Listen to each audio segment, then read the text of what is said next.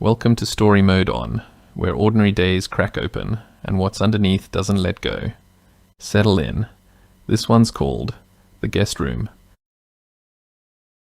Mara went to the kitchen to make her morning coffee and found paprika in the teaspoon drawer. Her hand hung suspended in midair, where it had been reaching for a teaspoon. Someone had moved everything. Cumin where the dish towels lived. The spice rack wedged beside the can opener.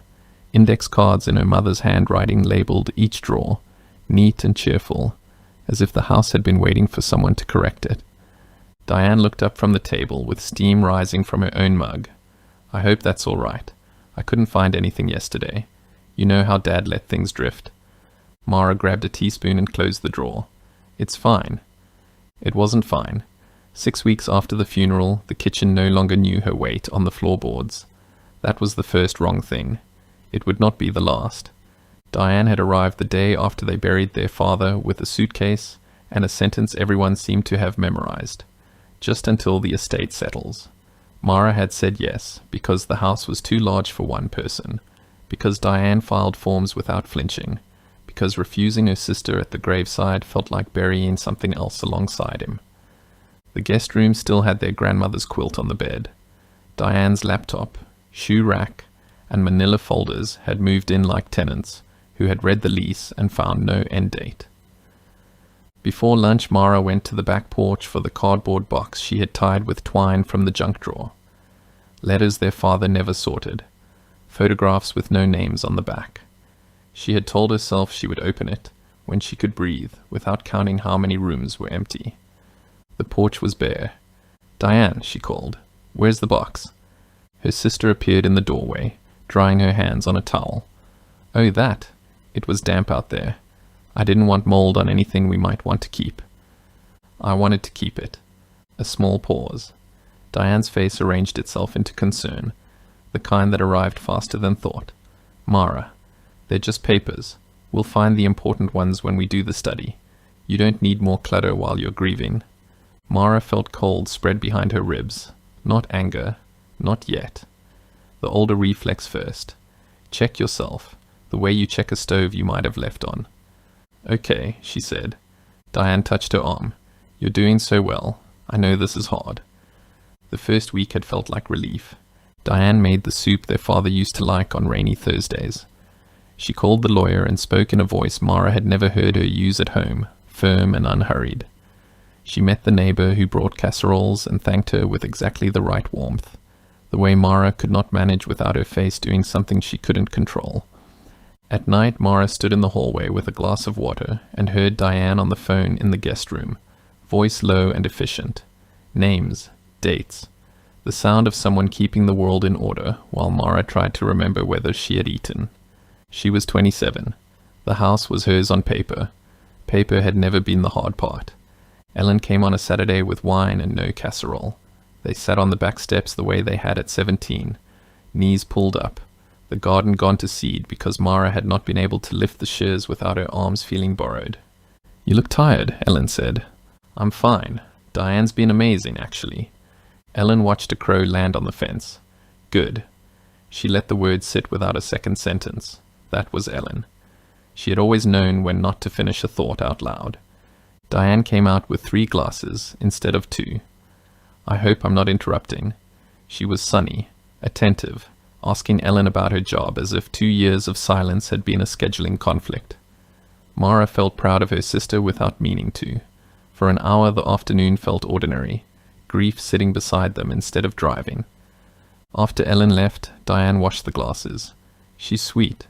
She worries about you." She didn't say that. "She doesn't have to." Diane smiled. "Old friends always think they know you from who you were." Mara laughed. It came out easy. She wanted to believe Ellen only knew the girl she used to be. The turn came on a Tuesday. Tom came for dinner, their cousin, Ruth's son, the kind of man who brought beer and talked about sports because he thought it helped. Diane lit candles. Mara set out the plates she never used and felt, for an hour, like they were a family doing something normal with grief. Diane told a story about their father forgetting the turkey timer one Thanksgiving. Tom laughed at the right moment. Mara laughed too. For a second she thought this might be what healing looked like from the outside. Tom said, "Diane was telling me about the lawyer. You're lucky she's here." "I know," Mara said. Diane passed the bread. "Mara's holding up. She's stronger than she thinks." Later, when Tom had gone, Mara found Diane in the study with a file she didn't recognize. "That's Dad's insurance," Mara said. "I haven't looked at it yet." "I thought I'd save you the trouble." Diane didn't look up. "You have enough on your plate." Something in Mara's chest tightened until her breath came shallow. "I'd like to see it when you're done." Diane's expression flickered. Not anger. Hurt. "Of course. I was only trying to help." Mara apologized before she knew she was going to. The words were already in her mouth, smooth from years of practice. "Sorry. I didn't mean it like that. I'm not myself." Diane forgave her with a hug. Mara stood in the embrace and smelled her sister's shampoo and thought, "I am myself. I'm right here. Why doesn't that count?" The next morning Tom texted, "Hope you're doing okay. Diane mentioned you seemed pretty intense last night." Mara read it 3 times. She remembered asking Diane to return the car with gas in the tank. She remembered smiling at dinner. She did not remember intense. Her thumb hovered over Ellen's name in her contacts. She typed to Tom instead, "All good. Thanks for coming." She didn't call Ellen back when Ellen left a voicemail. By the 3rd week it had become a pattern. Diane put Ruth on speakerphone for her birthday. Mara stood at the counter with a wooden spoon she had not used yet, and heard her own childhood turned into a story that made room for everyone else's comfort. "Mara once cried for 2 days because I moved her stuffed rabbit," Diane said, fond and tired. "She's sensitive. I don't mind." Ruth clucked. "You were patient with her. You always were." Mara's mouth opened. "That's not how I remember it." Silence on the line. Then Diane, gentle as a hand on a fevered forehead. "See, grief does funny things to memory." After the call, Mara sat at the table and wrote an apology she didn't send. Her hand shook hard enough that the pen skipped on the paper. She told herself it was caffeine. She couldn't remember what she had meant to cook. Couldn't remember if she had been hungry at all. The wooden spoon lay in the sink where she had dropped it. She stared at it as if it belonged to someone else. The car came back empty on a Thursday. Diane had borrowed it for errands. "You know I have anxiety about running out of gas," Diane said when Mara mentioned it in the driveway, keys still warm in her palm. "I meant to fill it. I was overwhelmed."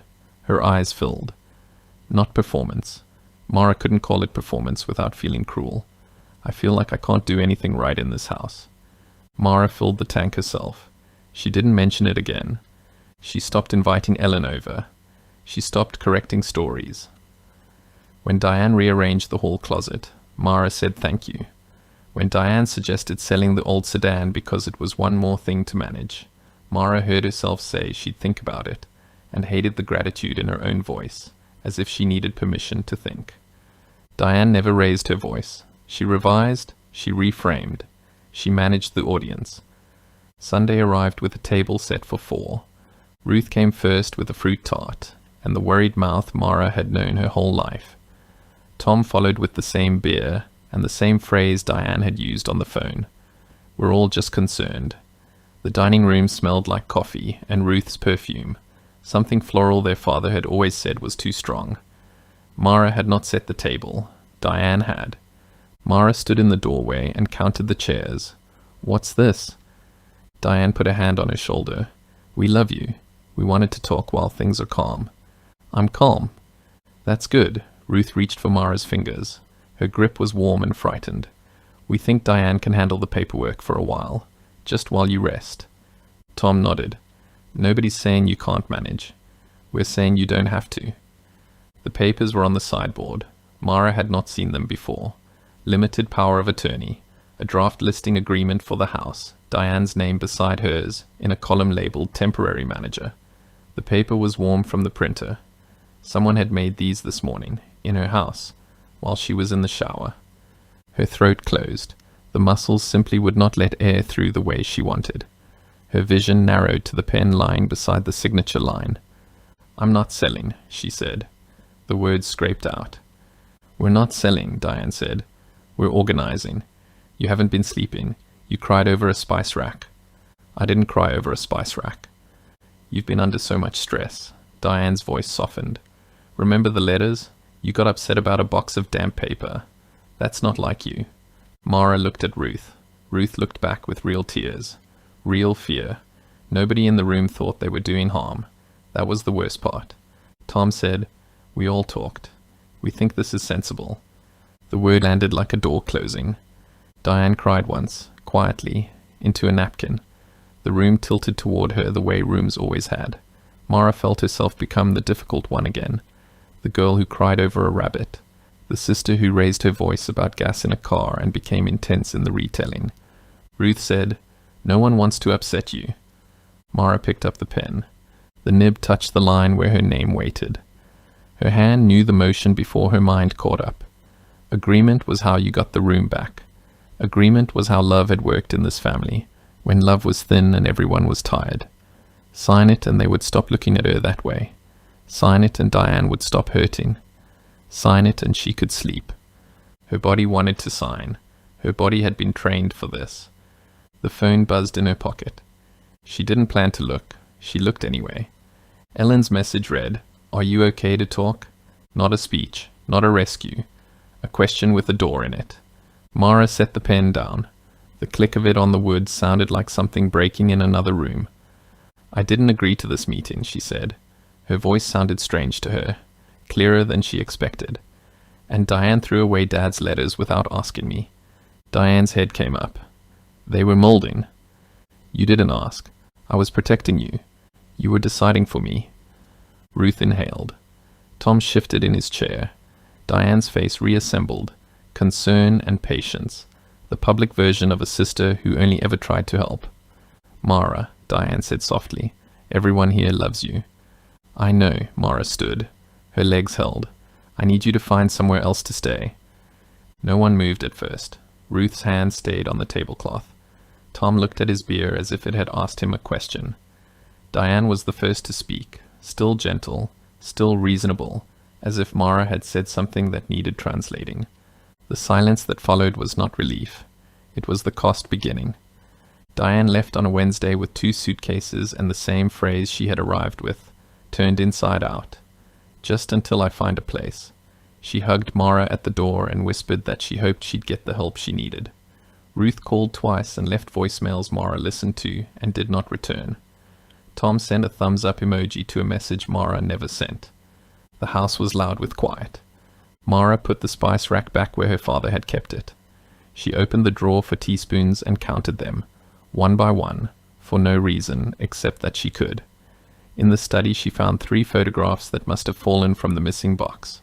Her father young and laughing beside a face she did not recognize. She set them on the windowsill where the light caught them. Ellen came over with wine and no advice.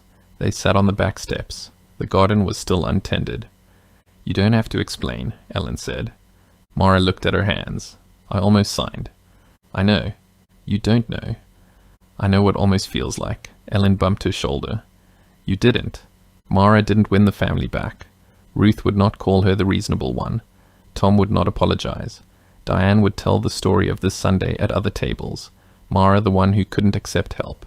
She had won the kitchen, her keys, the drawer labels she peeled off and threw away, the right to trust what had happened in a room when she was standing in it. Some mornings she still reached for an apology that no longer fit her mouth. Grief sat at the table with her and did not ask to be managed. On the back porch, in a plastic bin she bought herself, she kept a few letters she would read when she could breathe, not when Diane decided, when Mara did. When she walked from room to room, no hand steered her shoulder toward a door she had not chosen to open.